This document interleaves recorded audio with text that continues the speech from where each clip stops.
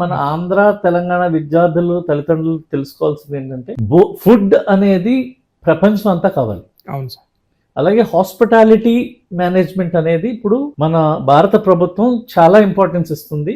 And foreigners కూడా మన ఇండియాని ఎక్కువగా విజిట్ చేస్తున్నారు. So number of hotels increase అవుతున్నాయి కాబట్టి చాలా జాబ్ ఆపర్చునిటీ అనేది ఇంజనీరింగ్ సైన్సెస్ కన్నా ఈ హాస్పిటాలిటీ మేనేజ్మెంట్ లోనే ఎక్కువ జాబ్స్ ఉన్నాయి. సో అందులో ప్రాముఖ్యమైన స్కూల్ మనకి లీకార్డ్ అండ్ బ్లూ స్కూల్ అనేది మనకి జీడీ ఇదే క్యాంపస్ లో ఉందండి. సో తల్లిదండ్రులకు నేను తెలియజేయడం ఏంటంటే మన అందరం ఒకే మోసలో వెళ్ళిపోతున్నాం అండి. బీటెక్ అంటే అందరూ అయితే బీటెక్ సివిల్ ఇంజనీరింగ్ వెళ్ళారు 90లోను, 70-80 శతకాల్లో సివిల్ ఇంజనీరింగ్ మెకానికల్ ఇంజనీరింగ్ వెళ్ళారు. 90లోకి వస్తులో ఈసీకి వెళ్ళారు. 2000 సంవత్సరంలో కంప్యూటర్ సైన్స్ వెళ్ళారు. అయితే ఈ రోజు ప్రపంచ పరిస్థితి మారిపోతుంది.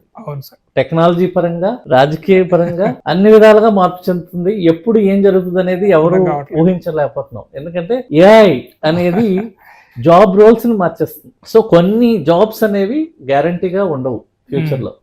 సింపుల్ ఎగ్జాంపుల్ కోడర్స్, ప్రోగ్రామర్స్ అంటాం. ఎవరైతే కోడింగ్ రాస్తారో వాళ్ళ జాబ్ అనేది ఇంకా లేదు, ఆల్రెడీ ఆ జాబ్ అనేది లేదు. సో మనం పూర్వం ఏమనుకునే వాళ్ళు అంటే కోడింగ్ వస్తే వేల మందిని తీసుకుంటాయి కంపెనీస్. ఫర్ ఎగ్జాంపుల్ టీసీఎస్ అవ్వచ్చు, ఇన్ఫోసిస్ అవ్వచ్చు, విప్రో అవ్వచ్చు, వీళ్ళందరూ కూడా చాలా మందిని తీసుకునేవారు కోడింగ్ రాయడానికి.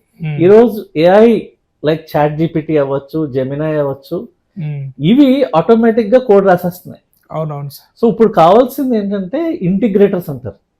సో ఒక్క వ్యక్తి 1000 మంది పనిని ఇంటిగ్రేట్ చేయడానికి ఈ చాట్ జీపీటీ లాంటివి ఉపయోగపడుతున్నాయి. కాబట్టి రానున్న కాలంలో చాలా మార్పులు జరగబోతున్నాయి.